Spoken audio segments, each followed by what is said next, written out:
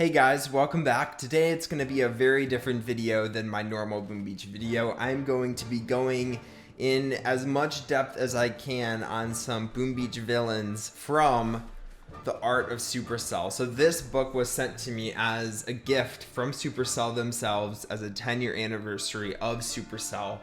And they have a lot of cool stuff in here, and I'm going to be showing you. I'll probably be doing a series of stuff that I didn't know before and you guys probably didn't know either, so stay tuned and make sure you guys are using code COSMIC in the shop. Now before I jump into it, as I'm opening up this book, guys, we're doing a giveaway on our Discord server. We're actually giving away one of these. It's this massive book with a ton of cool designs from Supercell. Like, just to give you guys a glimpse at some of the designs, it goes in depth of Boom Beaches and all Supercell games up until 2019, how they were designing the games to make them what they are today, and the considerations they took into account when they were doing this. Crazy stuff. Definitely go win that book. Link is down below. So the Boom Beach villain, there isn't actually too much going on that we don't already know. If you think about the Boom Beach villains, there's three main villains that pop out. There's Dr. T, which used to be called Dr. Tear. There's Lieutenant Hammerman, and then there's Colonel Gearheart. And those characters kind of watch over the game as a whole, kind of the only villains we've ever seen inside of Boom Beach. We've never really seen a villain outside of those three that I can think of. I don't remember anything, and I've been playing since early Boom Beach beta. Now, though, we're starting to see more about what these villains are. The book literally has a section named villains, and there's some villains we haven't seen before, and there's some diagrams of villains that could have been. So as you guys may or may not know, Colonel Gearheart is the latest villain, kind of came out when we got that whole Gearheart game.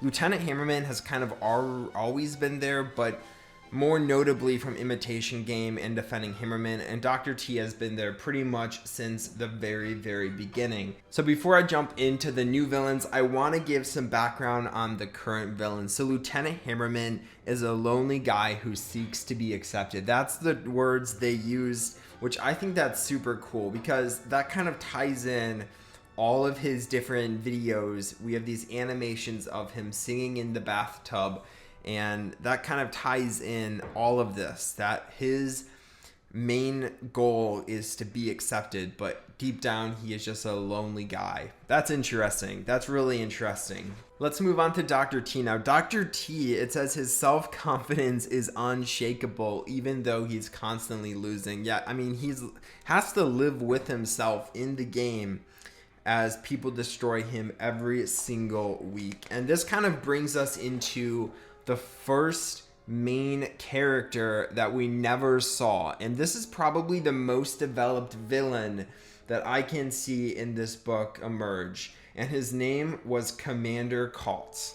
So we don't really know anything about this character besides the fact that he was never released in the game. By the looks of the art and comparing it to the art of other characters, it's kind of clear that the prototype of him never really made it that far. I'm curious if he would have took the place of another villain. So if maybe he was supposed to lead Colonel Gearheart's base or something like that, or if he was a totally new villain for a totally new event. Definitely the coolest looking villain by far. It looks kind of like a machine, but some photos down at the bottom, it looks like he's just like a regular dude who kind of made himself look like something much more than he actually is, which is a small little guy. But every now and then, bottles will wash up on the shore with messages from unknown sources. Commander Kalt was one of those who got a bottled shout out. So I don't know, I can't really think of any bottles that had his name in it, but it is cool that they're kind of still bringing him back into the game.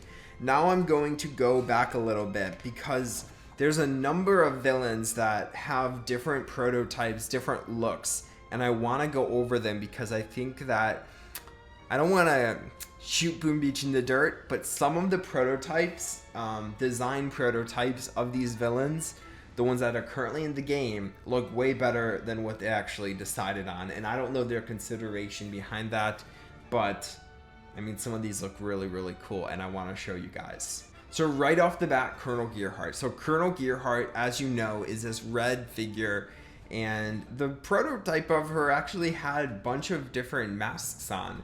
And I guess it kind of looks like Commander Kalt in some of these, but it isn't. It's Colonel Gearheart with this like gas mask on. And this picture right here is definitely the coolest of them all. You can clearly see that she has a mask on.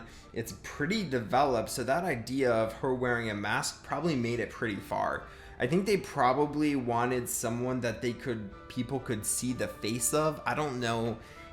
I feel like Boom Beach and Supercell as a whole tries to lean towards players that have their faces exposed to make them seem more, I don't want to say childish or relatable, because you don't want someone relating themselves with Colonel Gearheart, but just someone that they can see and humanize with, besides some machine or robot. I mean, there's definitely machines in the game, but I think they want that kind of like human personal connection.